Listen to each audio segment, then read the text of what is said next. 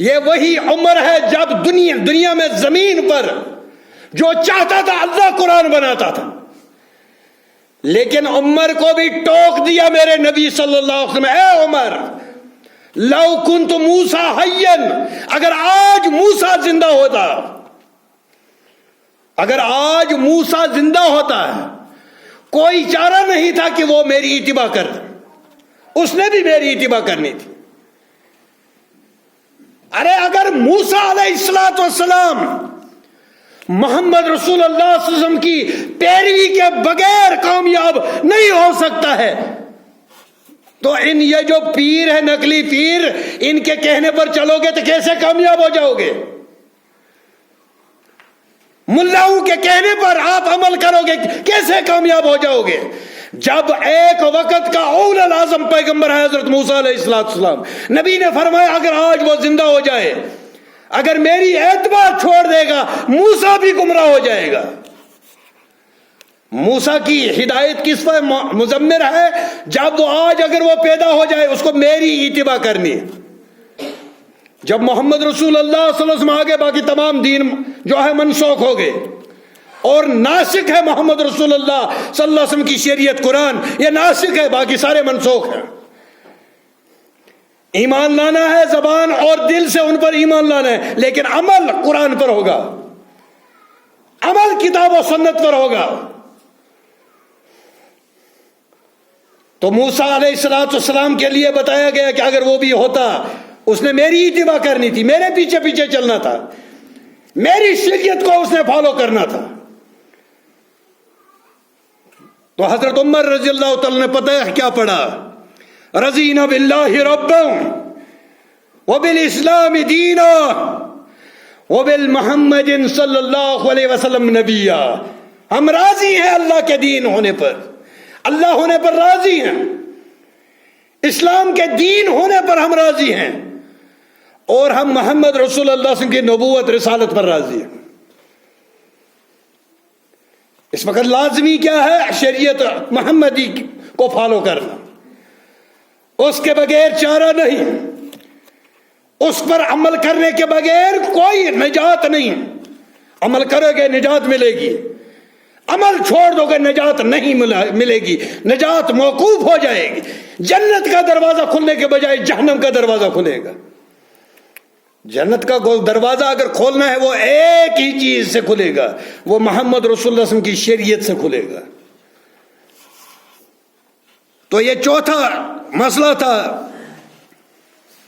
برتن کو ایک مرتبہ مٹی سے رگڑنا واجب ہے، بہتر یہ ہے کہ پہلے مٹی سے رگڑا جائے اور اس کے بعد 7 مرتبہ پانی سے دھویا جائے۔ یہ اس جانور کی بات چل رہی ہے جو اس وقت اگر کتا کہیں مر جاتا ہے، جن ملکوں کی آپ تعریف کرتے ہو، روس، برطانیہ، فرانس، اگر وہاں پر انسان مر جاتا اس کو کوئی نہیں اٹھاتا، اگر کتا کہیں مر جائے اس کو اٹھانے کے لیے دنیا کی ٹیمیں آ جاتی ہیں۔ کتا کہیں نالی میں پھنس جائے، ہم نے سوشل میڈیا پر دیکھا ہے، اس کو بچانے کے لیے پورا عملہ حرکت میں آ جاتا ہے، لیکن انسانی جانوں کی کوئی ویلیو نہیں۔ کیا انسان اللہ رب العالمین نے بنایا، تجھے اجازت دی، تجھے کون سا حق ہے اس کی جان لینے کا؟ اس کو دنیا میں ختم کرنے کا تجھے کوئی حق نہیں، اس کو اللہ نے جان دی ہے۔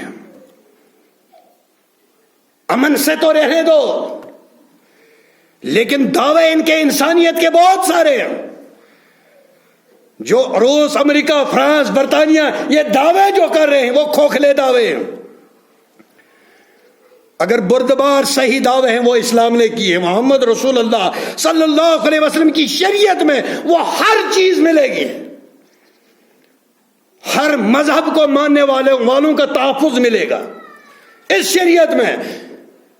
فخر کرو مسلمانوں، فخر کرو، آپ کے پاس وہ تعلیم ہے جس میں انسانیت کا سب سے اعلیٰ سبق سکھایا گیا ہے، آپ کے پاس وہ کتاب ہے جس میں ہر قوم کے حقوق محفوظ کیے گئے ہیں، آپ اس شریعت کے ماننے والے ہو. ہمیں تو اعلیٰ ہونا چاہیے, ہمارے اخلاق بھی اعلیٰ ہونے چاہیے, ہمارا کردار بھی اعلیٰ ہونا چاہیے, ہر لحاظ سے مسلمان کو اعلیٰ ہونا چاہیے. اور یہ باتیں کرنے کی ایک بات ہے, لیکن ان پر عمل کر کے دکھاؤ. جب مسلمان اس پر عمل کرنا شروع کر دے گا پوری دنیا کے اندر, انشاءاللہ امن و امان کا گوارا بن جائے گی یہ دنیا. لیکن مسلمان کو پتہ ہی نہیں میں کس لیے آیا ہوں, میری ذمہ داری کیا ہے, رب نے مجھے کیوں بھیجا ہے. تو پانچواں مسئلہ اس میں سے نکلا امام احمد بن حنبل رحمۃ اللہ علیہ. ان کا موقف یہ ہے کہ اس کتے کے منہ ڈالے گئے برتن کو پانی سے 7 مرتبہ دھو لو, مٹی کے بجائے صابن یا اور کوئی چیز استعمال کر سکتے ہو. یہ موقف ہے حضرت امام احمد بن حنبل رحمۃ اللہ علیہ کا. لیکن اس کے بعد چھٹا مسئلہ امام شافعی رحمۃ اللہ علیہ کا.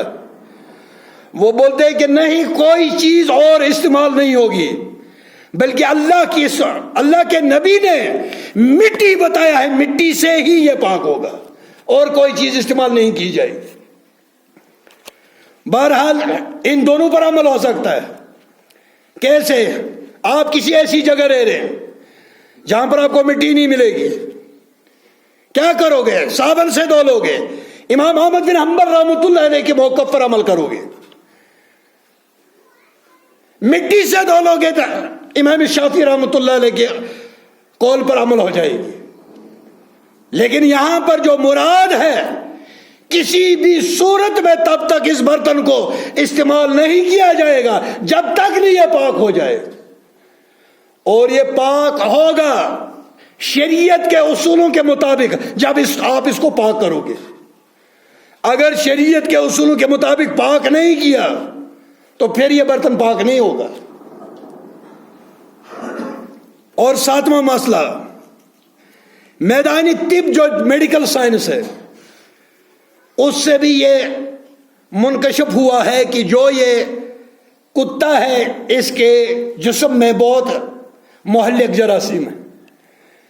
اب یہ جو کتے پالنے والے ہیں بڑے لوگ, آپ نے دیکھا یہ ہر مہینے لے جاتے ہیں ان کو انجیکشن لگانے. کیوں لگاتے ہیں؟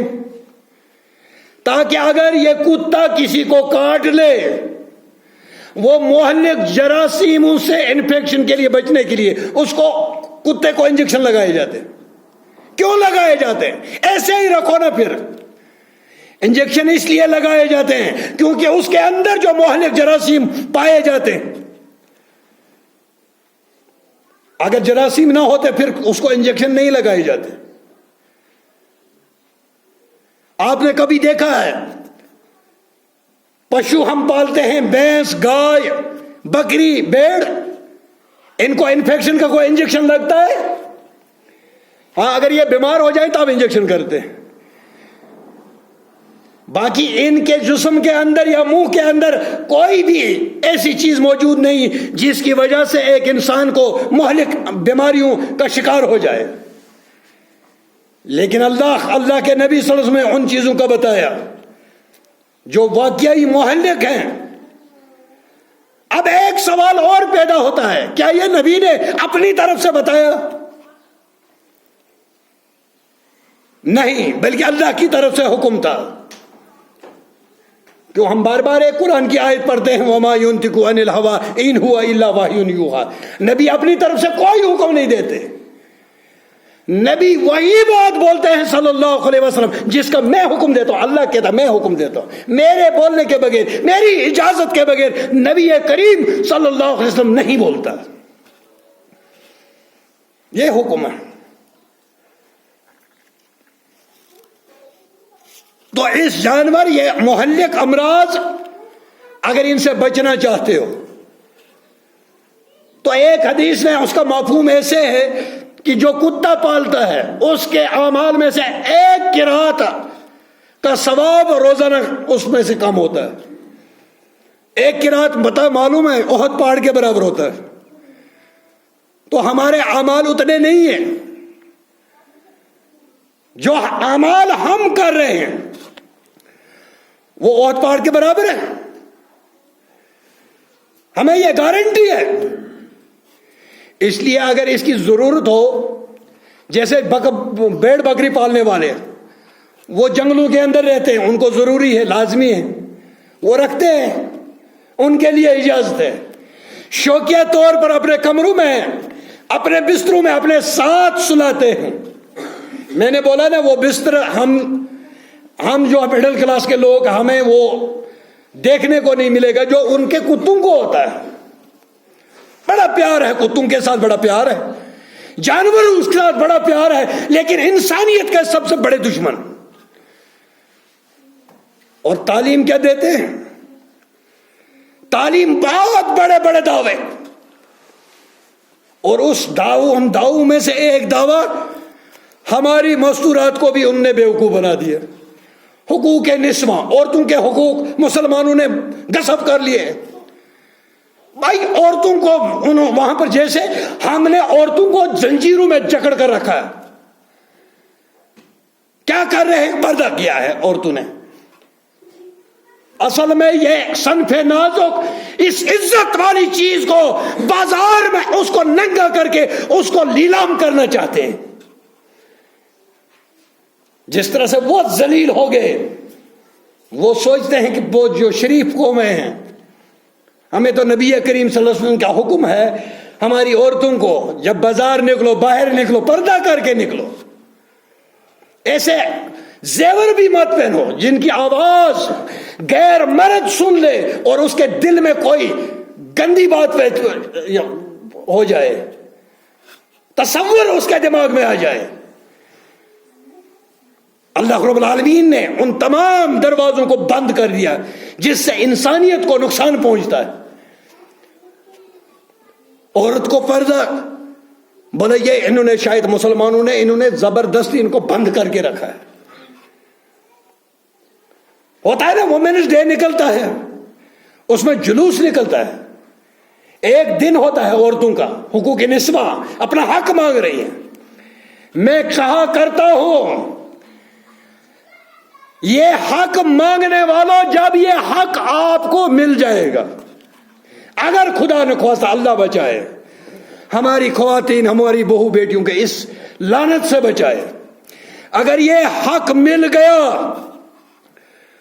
تو اس کے بعد جو تمہارا جلوس نکلے گا اس سے اللہ کی پناہ مانگا کرو. جو جلوس مغرب میں خواتین کا نکل چکا ہے، مجھے نہیں لگتا ہے کہ کوئی غیر مسلم آدمی بھی ہو، باغیرت ہو، اپنی بیٹی کو کہے تو ایسے کپڑوں میں بازار چلے جا کہ لفنگے آپ کی طرف دیکھنے لگے. کوئی باغیرت مرد ایسا نہیں کر سکتا، کوئی باغیرت باپ، کوئی باغیرت بیٹا، کوئی باغیرت بھائی ایسا برداشت نہیں کر سکتا. آپ دیکھ لو، بازار جاتے ہو، شیو کرنے کے لیے بلیڈ نہیں ہوتا، اس پر شیو کون کرتے ہیں؟ عورتیں کرتی ہیں، مرد کرتے ہیں؟ مرد ہی کرتے ہیں نا. داڑھی مردوں کی ہوتی ہے، لیکن اس شیو کے بلیڈ کے پاکٹ کے اوپر عورت کی شکل بنائی ہے، اس کا فوٹو دیا گیا. اتنے عزت دینا چاہتے ہیں، اتنا ذلیل کرنا چاہتے ہیں عورتوں کو. بلیڈ پاکٹ ہے، اس پر کس کرنا؟ شیو تو ہم نے کر رہی ہے، ہمارا فوٹو ہونا چاہیے نا، مرد کا فوٹو ہونا چاہیے نا، عورت کا فوٹو کیوں لگا دیا؟ یہ اس کو اسی جاہلیت کے اس گندی نالی میں گھسیٹنا چاہتے ہیں. مجھے یاد ہے جب میں نیا نوکری میں لگا تھا، بلور ایک جگہ پڑتی ہے جموں میں، کٹھوا ڈسٹرکٹ میں، تو وہاں میری الیکشن ڈیوٹی ایک پولنگ بوتھ پر لگی. ادھر 70% 60% ہندو ہیں اور 50% مسلمان ہیں. میں پورے دن وہاں پر رہا، عورتیں بھی آئے، مرد بھی آئے، ووٹ ڈالتے گئے، لیکن میں نے کسی بھی غیر مسلم عورت کو گھونگھٹ کے بغیر وہاں نہیں دیکھا. یہ آج سے قریباً 30 سال پہلے کی بات بتا رہا ہوں. غیر مسلم عورتیں جو بھی میں نے ان کا منہ نہیں دیکھا. کوئی بھی عورت ہو، چاہے وہ بوڑھی تھی یا جوان تھی، اس کو گھونگھٹ تھا، اس کو ایک حیا تھی، اس کو ایک شرم تھی، لیکن اس شرم کو برباد کیا، تار تار کیا مغرب نے کیا، اور حقوق نسواں کا نام دل فریب نہ رہا۔ حقوق نسواں، عورتوں کے حقوق، بھائی مسلمان بڑے ظالم ہیں، انہوں نے ان کو پردے میں رکھ لیا۔ میں ان لوگوں سے یہ کہتا ہوں کہ ایک آدمی ہے، لوہے کی دکان ہے پونچھ میں، کبھی دیکھا ہے اس نے دکان کے اندر اس لوہے کو سیف میں رکھا ہو؟ اس کے ساتھ دوسرا سنیارا ہے، سنیارے کے پاس ایک پاؤ ٹوٹل ہوتا ہے، ایک ہی پاؤ سونا ہوتا ہے، یا آدھا کلو ہوگا، کلو ہوگا، اور کتنا ہوگا۔ دکان کو بھی تالا، اندر سیف کو بھی تالا، سیف کے اندر ایک چھوٹی سیف اس کو بھی تالا، اس کے اندر چھوٹا ڈبہ اس کو بھی تالا۔ بھائی یہ قیمتی چیز ہے، یہ 4 تالوں کے اندر رہتی ہے، اور لوہا اتنی قیمتی چیز نے وہ باہر پڑا رہتا، کوئی نہیں اٹھاتا۔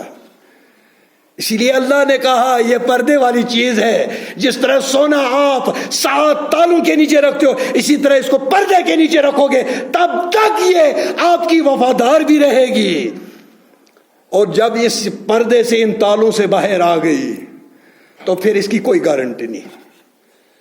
اللہ رب العالمین ہمیں حق پر عمل کرنے کی توفیق عطا فرمائے، اللہ رب العالمین ہمیں اس الحاد سے بچائے۔